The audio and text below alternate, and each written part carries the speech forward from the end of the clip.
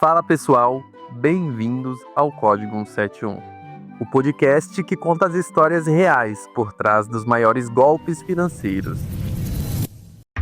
Eu sou o NJ e semana passada a gente falou do Collor, o caçador de marajás, que virou caça. Hoje, o próximo capítulo, o próximo presidente, o próximo esquema. 6 de junho de 2005.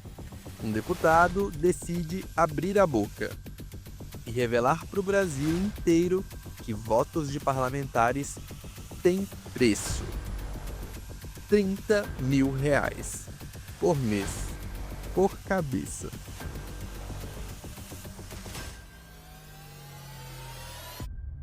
Era o mensalão.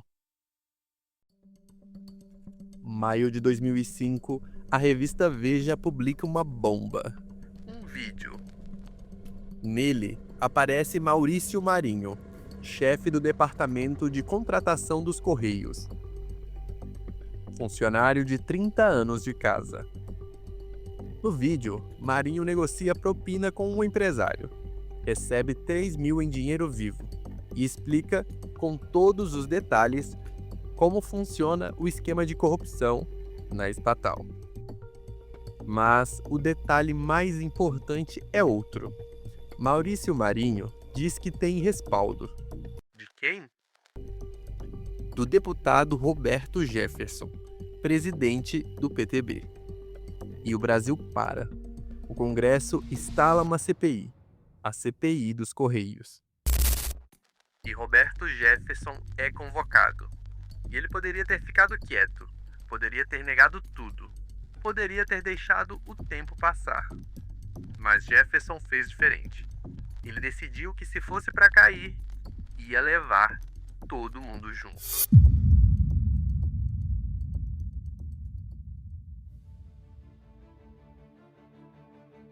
6 de junho de 2005, Roberto Jefferson senta na frente da jornalista Renata Lopretti, da Folha de São Paulo, e abre a boca. O que ele disse naquela entrevista mudou a história do Brasil. Jefferson revelou que o PT pagava uma mesada para deputados da base aliada. R$30 mil todos os meses, em dinheiro vivo. E em troca, os deputados votavam a favor dos projetos do governo. Reforma da Previdência, reforma tributária, o que o Planalto precisasse. Jefferson batizou o esquema de mensalão. A palavra entrou para a história e ele apontou nomes. José Dirceu, ministro-chefe da Casa Civil, o homem mais poderoso do governo Lula. Vamos dizer que José Dirceu é o maestro do esquema. Delúbio Soares, tesoureiro do PT, o cara que distribuía o dinheiro. E Marcos Valério, publicitário, mineiro, dono das agências SMPIB e DNA. Marcos Valério era o operador. Jefferson disse uma frase que ficou marcada. Dirceu, se você não sair daí rápido, você vai fazer réu um homem inocente. Que é o presidente Lula. Ele estava avisando. Ou Dirceu caía sozinho, ou levava o presidente junto. Como funcionava o mensalão? A engrenagem era sofisticada. O dinheiro vinha de 2 lugares. Primeiro, contratos superfaturados de publicidade com estatais. Banco do Brasil, Correios, Furnas. As agências de Marcos Valério recebiam milhões em contratos e parte desse dinheiro voltava para o PT. Segundo, empréstimos fictícios. Marcos Valério pegava empréstimos no Banco Rural, em nome das agências dele. Só que o dinheiro não era para pagar fornecedor nenhum. Era para pagar deputado. Delúbio Soares, o tesoureiro, recebia as listas. Quem ia receber, quanto, quando. E Marcos Valério executava. O dinheiro chegava em malas, em dólares às vezes, entregue em aeroportos, escritórios, hotéis. Teve deputado que foi pego com 200 mil na cueca. José Adalberto Vieira da Silva, o cueca. Dinheiro enfiadão na roupa de baixo no aeroporto de Congonhas. E o mais impressionante não era um ou dois deputados. Eram dezenas. PT, PTB, PL, PP, PMDB.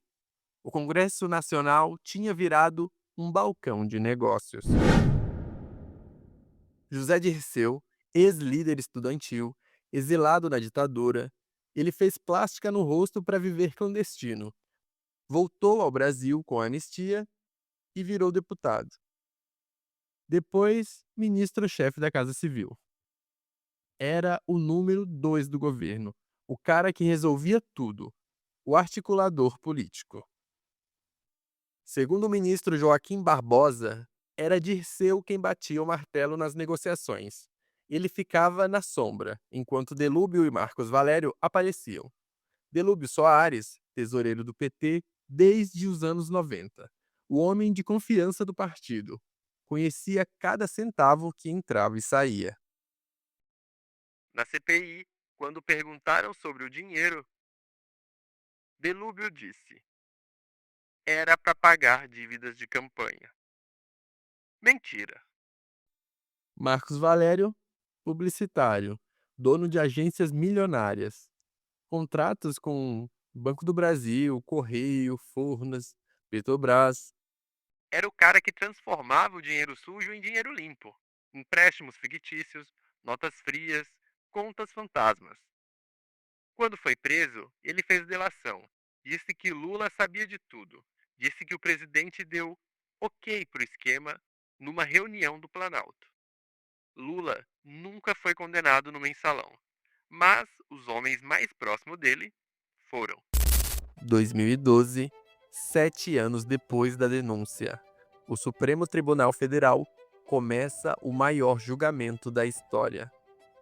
Ação Penal 470. 37 réus. Políticos, publicitários, banqueiros, empresários.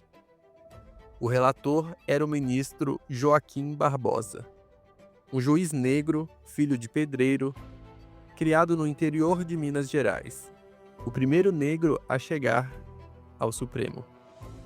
E ele não teve medo. Joaquim Barbosa foi implacável. Chamou o mensalão de sofisticadíssimo esquema de desvio de dinheiro público. Disse que José Dirceu agiu para subjugar o legislativo e condenou. José Dirceu, 10 anos e 10 meses de prisão. José Genuíno, presidente do PT, 6 anos e 11 meses. Delúbio Soares, 8 anos e 11 meses. E Marcos Valério, 40 anos de prisão. 40 anos. A maior pena. Pro operador do esquema. No total, 25 condenados. Ministros, deputados, presidentes do partido, donos de banco. Foi a primeira vez na história do Brasil que poderosos foram para a cadeia por corrupção política. Antes do mensalão, a frase era: isso não vai dar em nada. 30 mil por mês. Era esse o preço de um voto no Congresso Nacional. O mensalão mostrou o que muita gente suspeitava, mas nunca tinha visto com provas: que a política brasileira era, e talvez ainda seja, um mercado, onde votos se compram, apoios se negociam e lealdades têm preço. Roberto Jefferson, o delator, também foi condenado. Pegou 7 anos de prisão por corrupção passiva, porque ele também recebeu. O cara que abriu a boca também tinha mão suja. Esse foi o Código 171. Eu sou o NJ. E semana que vem, Petrolão. O esquema que fez o mensalão parecer fichinha. A série Os Golpes da República continua. E quinta-feira tem Inciso B, com a Bruna, os golpes do dia a dia. Segue a gente no Spotify e no Instagram, @podcast Código 171. E se você gostou, deixa 5 estrelas, comenta aí, nem que seja um emoji. Valeu!